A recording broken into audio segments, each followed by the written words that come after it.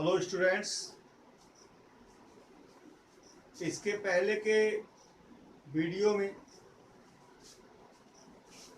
हम लोगों ने किसी डाइपोल के कारण इलेक्ट्रिक फील्ड का फार्मूला पढ़ा।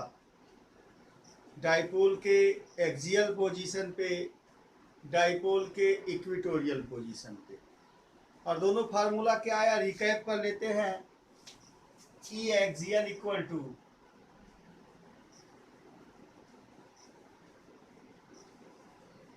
के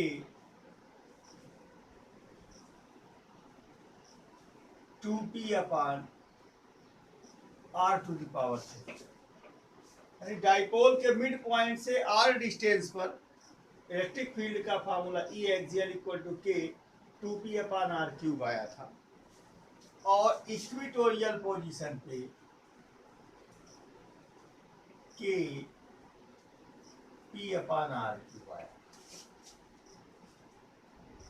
अब हम चर्चा करेंगे जनरल पोजीशन का। किसी डाइपोल के कारण उसके जनरल पोजीशन में इलेक्ट्रिक फील्ड का क्या फार्मूला होगा। Electric field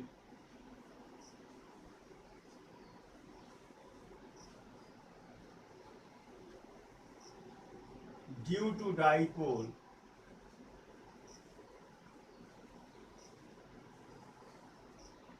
in general position.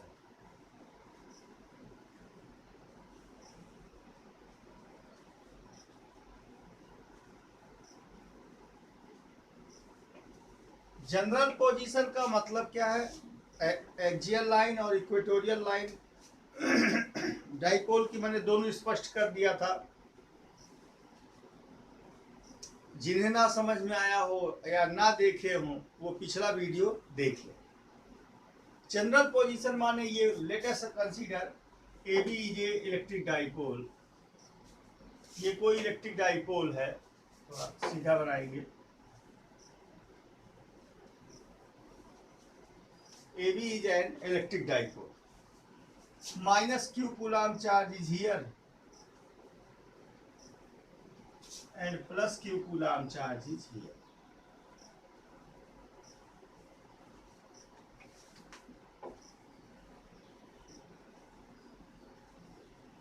This is plus q.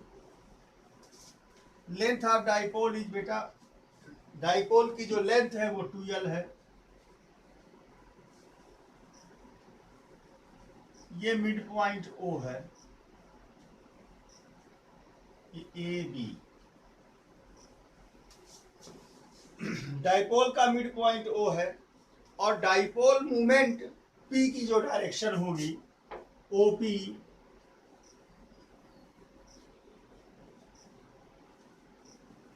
Dipole movement P की डायरेक्शन है। इससे थीटा एंगल पर कोई पॉइंट यहाँ r डिस्टेंस पर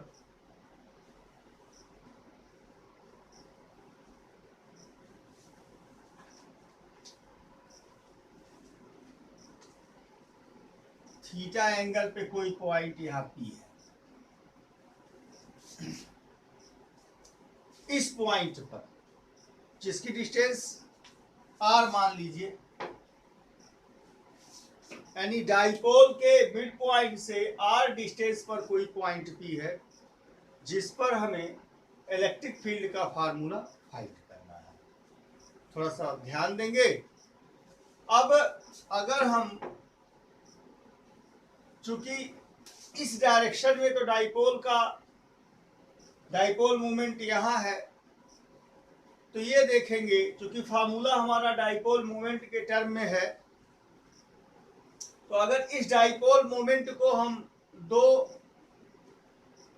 कंपोनेंट्स में रिजॉल्व करें, तो इस लाइन के अलोंग, जिस लाइन पे पॉइंट P है, इस लाइन के अलोंग P का जो कंपोनेंट होगा वो P cos थीटा हो जाएगा।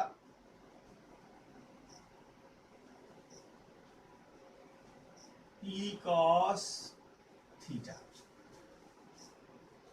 इस डाइपोल मूवमेंट का कंपोनेंट हो जाएगा, और इसके परपेंडिकुलर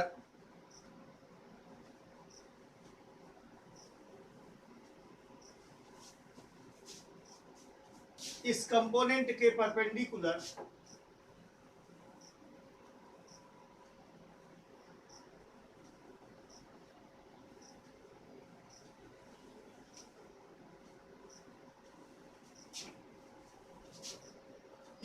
इससे कंपोनेंट, ये perpendicular component P sine theta यहां हो जाएगा।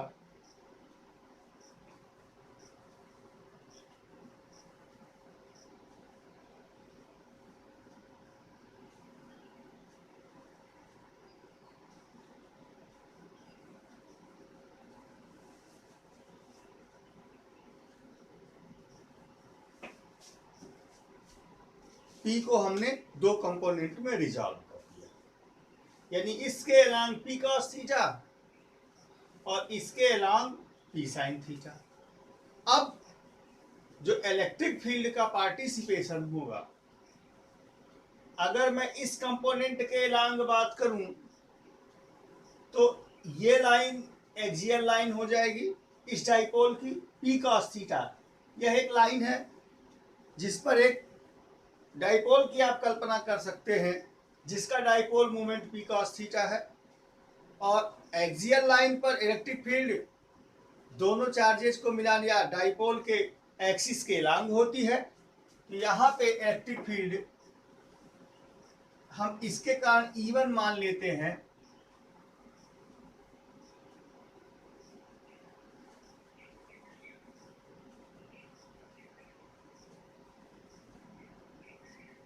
E1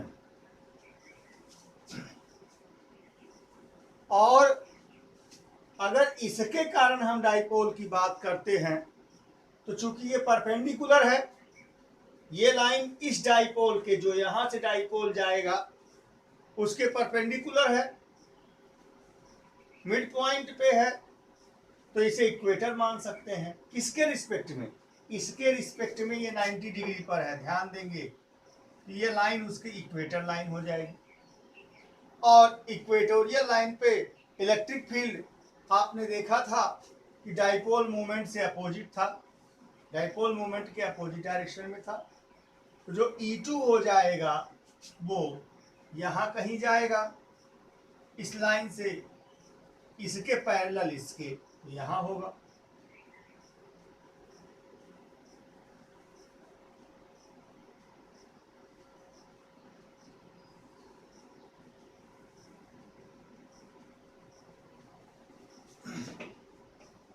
यानी इस पॉइंट P पर P cos थीटा कंपोनेंट के कारण जो इलेक्ट्रिक फील्ड होगा वो E1, और P sin थीटा कंपोनेंट के कारण जो इलेक्ट्रिक फील्ड होगा वो E2 इस डायरेक्शन में। अब रिजल्टेंट फील्ड कहाँ होगी? इन दोनों के कारण रिजल्टेंट फील्ड कहाँ जाएगी? दोनों के रिजल्टेंट के बराबर होगी। अब पैरेललोग्राम लॉ के हिसाब से अगर हम इसे पैरेललोग्राम की दो साइड्स मानते हैं तो इसके डायगोनल के अलोंग फील्ड हो जाएगी। तो हम एक पैरेललोग्राम की यहाँ कल्पना करते हैं।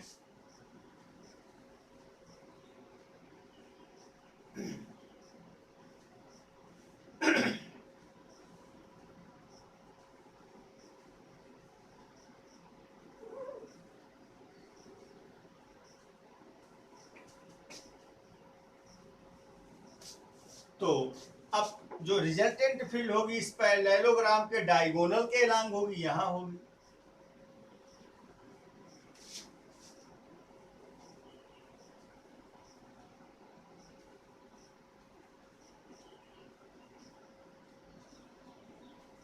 ये आपका रिजल्टेंट फील्ड का डायरेक्शन होगा। ये एंगल आपका थीटा है, तो ये E1 हो गया, ये E2 हो गया।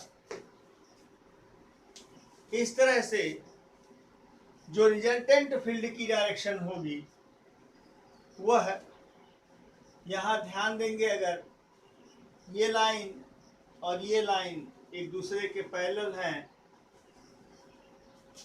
ये कॉस कंपोनेंट है जिसके नाते फील्ड E1 हो गई, और ये साइन कंपोनेंट है जिसके नाते फील्ड E2 हो गई। ये दोनों वेक्टर्स हो गए, और ये एंगल थीटा हो जाएगा, तथा रिजल्टेंट का डायरेक्शन अगर सोचते हैं, ये पूरा एंगल थीटा होगा, ये पूरा एंगल थीटा हो जाएगा, और ये एंगल रिजल्टेंट का होगा अल्फा मान लिया आपने। इतनी ही बात जितना आपने लिखा इसको लैंग्वेज में रिप्रेजेंट कर देंगे। Late us consider AB be a dipole of length 2L. We have to find out electric field due to this dipole at a general point P, which is making an angle theta with the axis of dipole, and P is at a distance r from the midpoint. Then the electric field due to if we resolve the dipole moment into two components, the component of electric field along the line will be E1, and the electric field due to P sin theta will be along E2. Then E1 equal to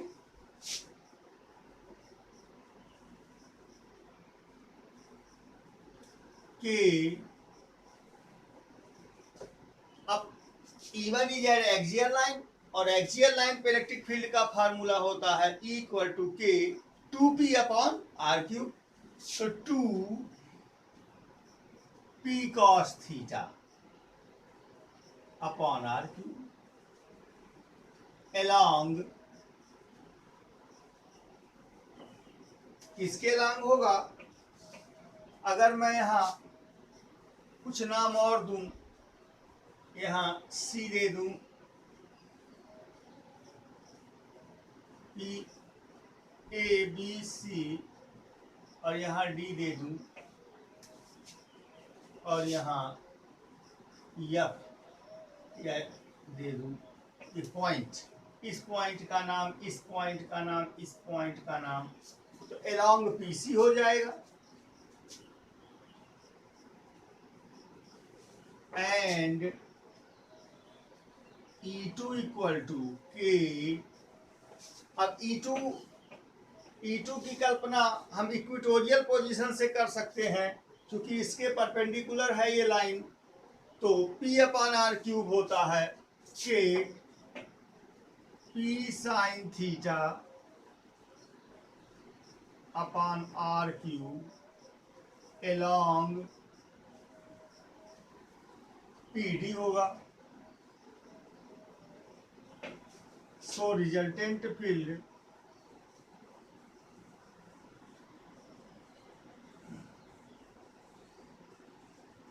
eight P E equal to under root. अब principle of superposition यहाँ भी apply हो जाएगा, और अगर दो vectors एक दूसरे से थीटा एंगल पे हों, उनका resultant R equal to under root A square plus B square plus 2AB cos theta होता है। उस फार्मूले के हिसाब से हम इसे अप्लाई कर देंगे।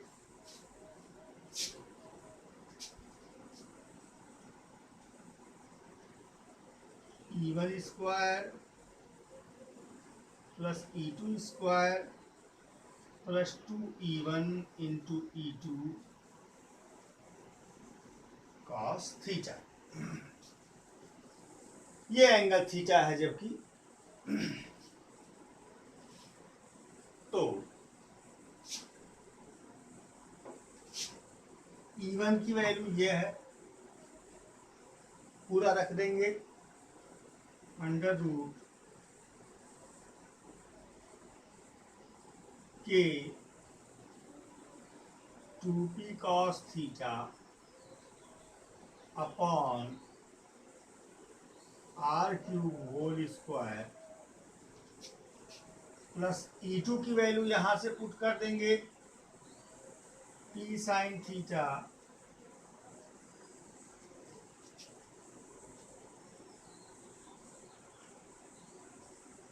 Upon K P sine theta upon R cube का होल स्क्वायर इनटू इन दोनों का प्रोडक्ट 2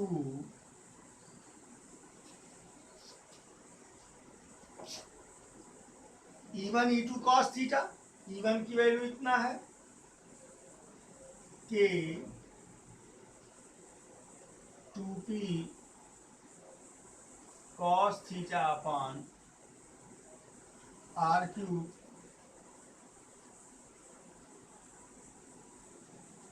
इंटू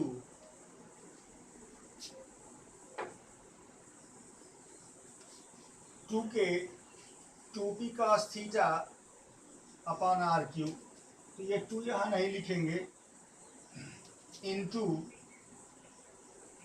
E2 की वैल्यू पुट करेंगे तो ये k into P sine theta upon R cube into cos 90। चूंकि ये और ये एक दूसरे से 90 डिग्री पर है, परपेंडिकुलर है, ये और ये कंपोनेंट एक दूसरे से परपेंडिकुलर है, ये एंगल थीटा की वैल्यू यहाँ इस थीटा की वैल्यू कितना हो जाएगी, 90 हो जाएगी। cos 90 की वैल्यू 0 होती है, ये टर्म पूरा खत्म हो जाएगा और ये k और p इन दोनों में कॉमन है, क्योंकि स्क्वायर के साथ है और आर क्यूब भी अगर कॉमन आप करते हैं तो कॉमन हो जाएगा, तो बचेगा के पी अपॉन आर क्यूब, ये कॉमन हो जाएगा। आपका अंडर रूट में क्या बचेगा ध्यान देंगे, यहाँ पे 2 cos थीटा का square 4 cos square theta plus यहाँ बचेगा साइन थीटा, तो साइन स्क्वायर थीटा। अब अगर हम 4 cos स्क्वायर थीटा को तोड़ दें, यहाँ 2 टुकड़े में बांट दें, तो क्या मिलेगा, 3 cos square theta plus cos square theta. हमने 4 cos स्क्वायर थीटा को 2 टुकड़े में तोड़ा, तो K P upon R cube under root 3 cos square theta plus, इसे 2 पार्ट में बांटेंगे तो cos स्क्वायर थीटा और plus sine square theta. 4 cos square theta को हमने 2 पार्ट में रिजॉल्व कर दिया, बांट दिया। किसमें किसमें, 3 cos स्क्वायर थीटा और cos स्क्वायर थीटा, और cos square theta plus sine square theta equal to 1 होता है। इतनी की जगह पे हम 1 लिख देंगे, हम इसी स्टेप में लिख देते हैं, तो हमारा फार्मूला क्या आ जाएगा, 3 cos स्क्वायर थीटा प्लस 1। ये रिजल्टेंट फील्ड का फार्मूला। अब अगर हम एक्सियल पोजीशन की बात करते हैं, एक्सियल पोजीशन माने अगर ये पॉइंट P इस एक्सिस पे हो इस डाइपोल के, तो थीटा की वैल्यू 0 हो जाएगी और cos 0 की वैल्यू कितना होती है, 1 होती है। तो यहाँ 1 रख देंगे तो 3 + 1 4 हो जाएगा और 4 का स्क्वायर रूट 2 हो जाएगा, तो हमारा आंसर आ जाएगा equal to 2p upon R cube, जो एक्सियल पोजीशन का फार्मूला होगा। अब note, at axis of dipole theta equal to 0, theta 0 हो जाएगा, थीटा 0 हो जाएगा, तो equal to E axial equal to K 2p upon R cube. Similarly अगर हम इस डाइपोल के इक्वेटर की बात करें तो थीटा की वैल्यू 90 डिग्री हो जाएगी और cos 90 की वैल्यू शून्य होती है, 0 होती है। यहाँ रख देंगे तो ये 0 हो जाएगा तो 1 बचेगा, 1 का मल्टीप्लाई इसमें करेंगे तो P अपान आर क्यू। यानी इस तरह से इस फार्मूले की सहायता से आप एक्सियल या इक्वेटोरियल लाइन पर कहीं निकाल सकते हैं।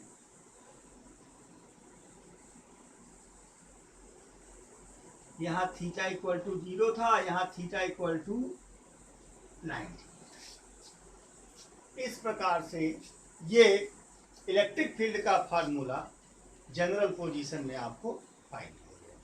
यानी अब डाइपोल के तीनों पोजीशंस के लिए, डाइपोल भी अभी हम पढ़ेंगे, डाइपोल के बारे में ही पढ़ रहे हैं, उसके एक्सियल लाइन पर, उसके इक्वेटोरियल लाइन पर या किसी जनरल पॉइंट पर इलेक्ट्रिक फील्ड का फार्मूला आपने डिराइव कर लिया। अब जो नेक्स्ट टॉपिक इसके बाद हम पढ़ेंगे, टॉर्क ऑन डाइपोल। अगर किसी डाइपोल को एक्सटर्नल इलेक्ट्रिक फील्ड में रख दें तो क्या असर पड़ेगा, इसका डिस्कशन हम करेंगे। तो इसे उतार लीजिए, नोट कर लीजिए, note down.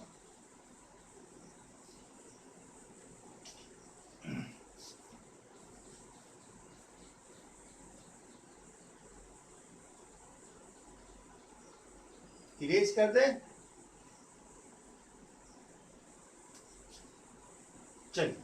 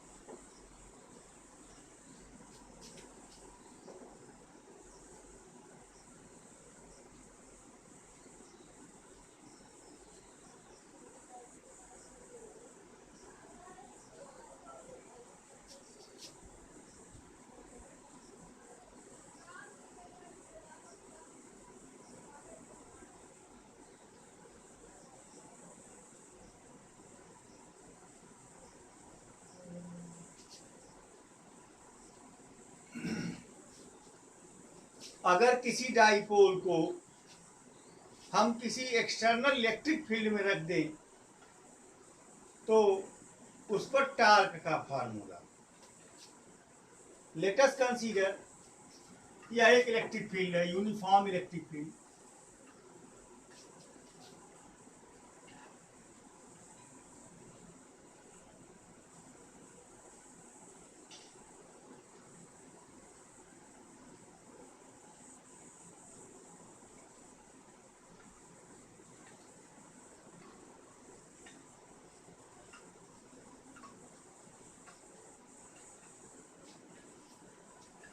Uniform electric field के रिप्रेजेंटेशन को हम इलेक्ट्रिक फील्ड लाइंस का रिप्रेजेंटेशन जब आपको बताए थे कि एक दूसरे के इक्विडिस्टेंस पैरेलल लाइन द्वारा रिप्रेजेंट किया जाता है।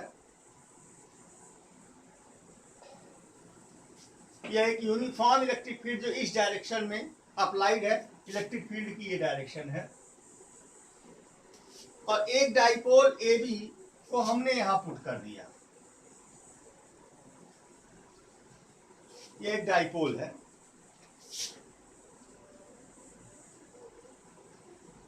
माइनस क्यू चार्ज यहां है और प्लस क्यू चार्ज यहां है। ये डाइपोल है AB। इसका डाइपोल मूवमेंट इस डायरेक्शन में होगा P। ये डाइपोल मूवमेंट है माइनस चार्ज से प्लस चार्ज की ओर, जो थीटा एंगल बना रहा है इलेक्ट्रिक फील्ड के साथ। लेट अस कंसीडर AB भी ये dipole of length 2L, generally आप लेंथ 2L लेते हैं, लेंथ 2L है, और जिसे इलेक्ट्रिक फील्ड से थीटा एंगल पे पुट किया गया है। अब ज्यों ही इसे एक्सटर्नल इलेक्ट्रिक फील्ड में हम रख देंगे, इस फील्ड के प्रभाव के नाते इन दोनों चार्जेज पर अलग अलग फोर्स लगेगा। अगर मैं पॉजिटिव चार्ज की बात करता हूं तो उस पर फोर्स इलेक्ट्रिक फील्ड की डायरेक्शन में लगेगा, और आप जानते ही हैं electric field E equal to F upon Q. Cross multiply करेंगे तो force equal to electric field into charge हो जाएगा। तो इस चार्ज पर जो फोर्स लगेगा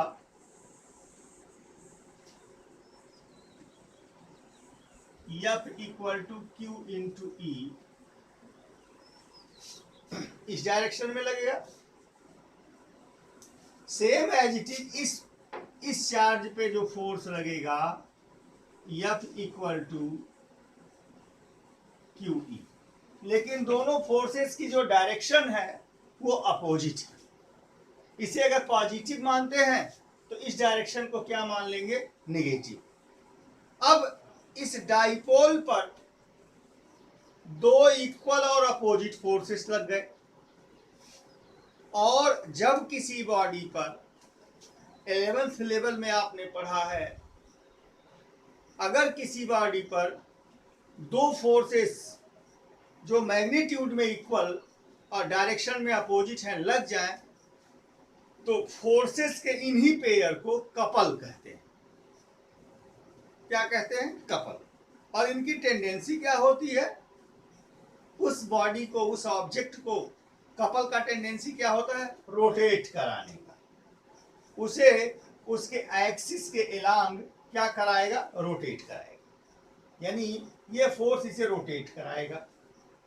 रोटेट कराएगा तो टार्क कितना होगा, पूरी बात समझ में आ गया। देन टॉर्क ऑन डाइपोल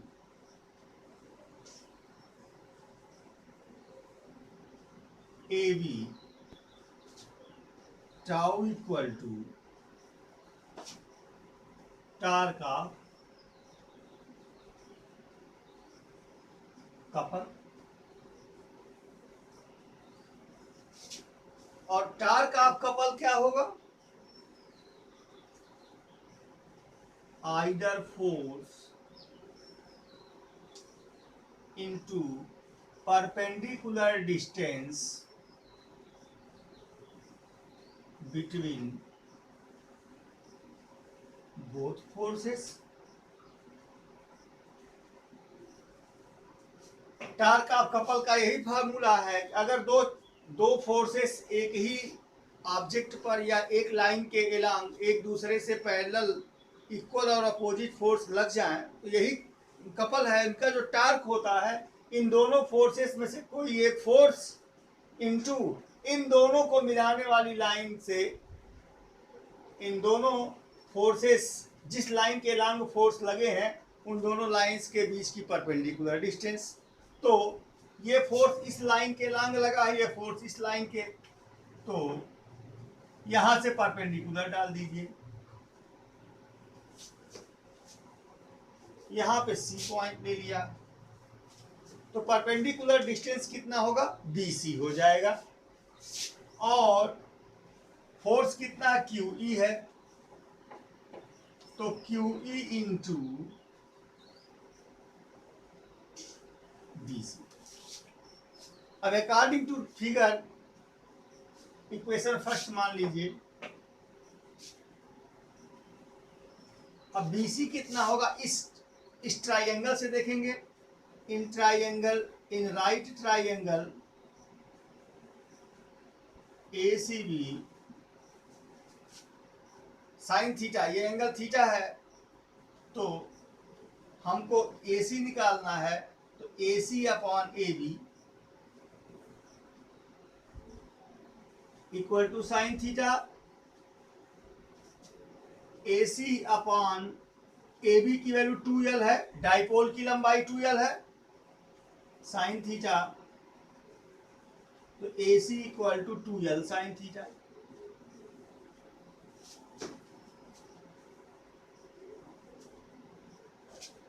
यहां AC नहीं BC होगा, गलती हो गया, sorry. Perpendicular upon hypotenuse equal to sine theta, BC हो जाएगा, BC हो जाएगा। चल, तो BC की वैल्यू क्या आ गई, 2L साइन थीटा। इसे हम यहां रख देंगे, Q into E into 2L sine theta. आप जानते हैं कि Q into 2L equal to P होता है, डाइपोल मोमेंट P होता है। तो PE साइन थीटा, ये टार्क आ गया, ये टार्क का मैग्नीट्यूड है। अगर इसे वेक्टर फॉर्म में लिखेंगे तो tau equal to vector P cross vector. Direction किससे निकालेंगे? कार्क रूल से या राइट हैंड स्क्रू रूल से डायरेक्शन इसका निकाल लेंगे। ये डाइपोल मोमेंट इस तरह से, अगर हम किसी डाइपोल को एक्सटर्नल इलेक्ट्रिक फील्ड में पुट कर देते हैं तो उस पर लगने वाले टार्क का फार्मूला होगा, मैग्नीट्यूड किसे देंगे? Tau equal to PE sine theta. अब जनरल बातें देख लेते हैं। इफ थीटा इक्वल टू 0, अगर थीटा की वैल्यू 0 ले लें, थीटा की वैल्यू 0 मीन्स ये एंगल थीटा 0 हो जाए, तो जो डाइपोल है इलेक्ट्रिक फील्ड के पैरेलल हो जाए, तो टार्क टाउ इक्वल टू भी 0 हो जाएगा, क्योंकि साइन 0 की वैल्यू 0 होती है। दूसरा, ये मिनिमम टार्क होगा, थीटा इक्वल टू 180 ले लें, इस दशा में भी टार्क की वैल्यू 0 हो जाएगी, साइन 180 का मान 0 होता है।